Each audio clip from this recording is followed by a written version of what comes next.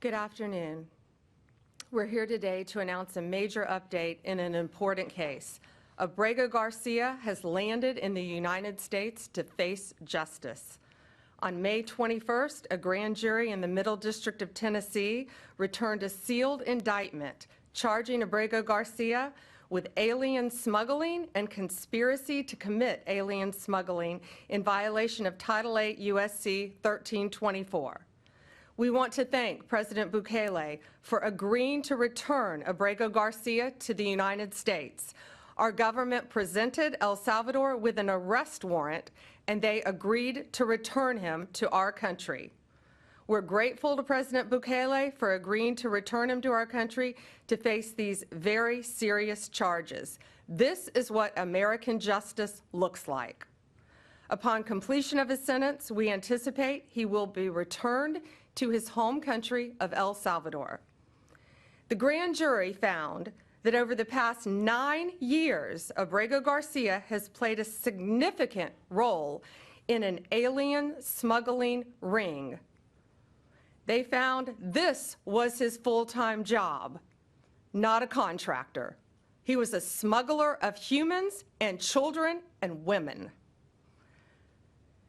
He made over 100 trips, the grand jury found, smuggling people throughout our country, MS-13 members, violent gang terrorist organization members throughout our country.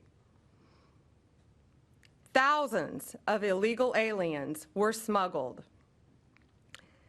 This is especially disturbing because Abrego Garcia is also alleged with transporting minor children. The defendant traded the innocence of minor children for profit.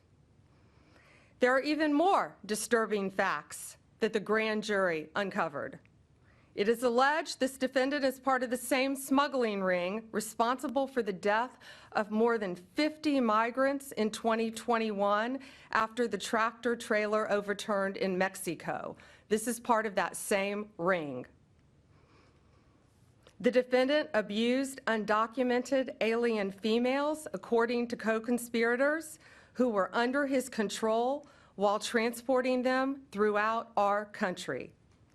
This defendant trafficked firearms and narcotics throughout our country on multiple occasions. They were using vehicles, SUVs, with added seats in the back, floors that had been ripped out, guns, narcotics, children, women, MS-13 members. That is what the grand jury found.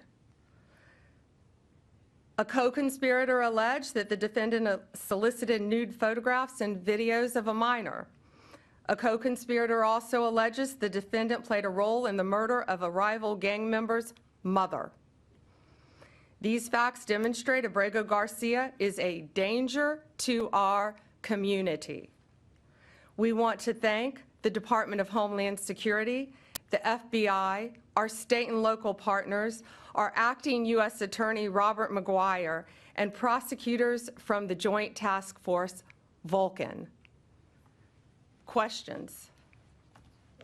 Attorney General, the traffic stop that we've seen video of from Tennessee, where Abrego Garcia was first identified by the local authorities, at the time, the Homeland Security Department declined to take custody of him. What has happened in between that time and in between the time that the government has been arguing that he was not returnable from El Salvador? What has happened since in this investigation that brought you here? Yes, the question was in 2021, there was the traffic stop. And what has changed since then? What has changed is Donald Trump is now president of the United States and our borders are again secure. And thanks to the bright light that has been shined on Abrego Garcia, this investigation continued with actually amazing police work. And we were able to track this case and stop this international smuggling ring from continuing. But these were recently found facts, right? Yes, okay. Recently found facts. To that point, can you just explain when this investigation was opened? The investigation in Tennessee, can you say when that investigation was opened? Well, the grand jury indicted on May 21st. This investigation has been ongoing. This case has been hotly debated here in Washington. In your mind, does this resolve that issue in terms of his deportation? And should this be seen in any way as complying with the judge's order to return him to the U.S. and the Supreme Court ruling that the U.S. government should facilitate his return? There's a big difference between what the state of play was before the indictment and after the indictment. And so the reason why he is back and was returned was because there's an arrest warrant, which was presented to the government in El Salvador. So there's a big difference there. As far as whether it makes the ongoing litigation in Maryland moot, I would think so, but we don't know that. This, he just landed today. Jake, CBS. I just want to confirm what you said earlier, that you're intending to prosecute him and keep him in an American prison if he's found guilty, and then would remove him after his sentence is over. Correct. Yes, he will be prosecuted in our country, sentenced in our country if convicted, and then returned after completion of his sentence. Last one, Sadie, Wall Street Journal. Okay. I have two. One's on topic, one's off topic. Maybe I misunderstood you, but you were mentioning, that he had some involvement in a murder, or was connected to groups that had, involved with this other smuggling ring. But to be clear, the only charges he's facing right now are the, human smuggling charges. Just that's the one offense. But the other things that you have talked about are not actually in the indictment? No, co-conspirators allege that. And we were clear to say that. He is charged with, it's not only very serious charges of alien smuggling.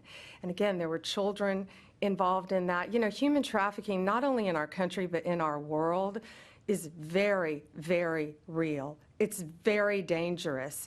And as you saw recently in Virginia, the arrest we made of the MS-13 member, unrelated to this, we learned at that press conference, that's where they bring young children into our country and they start grooming them at middle school age to become MS-13 full-fledged members, commit violent crimes throughout our country. It is highly organized. It is very dangerous. And they are living throughout our country, but no more, because they are being arrested, they are being prosecuted, and being convicted and deported when appropriate. That's all for today. Thank you.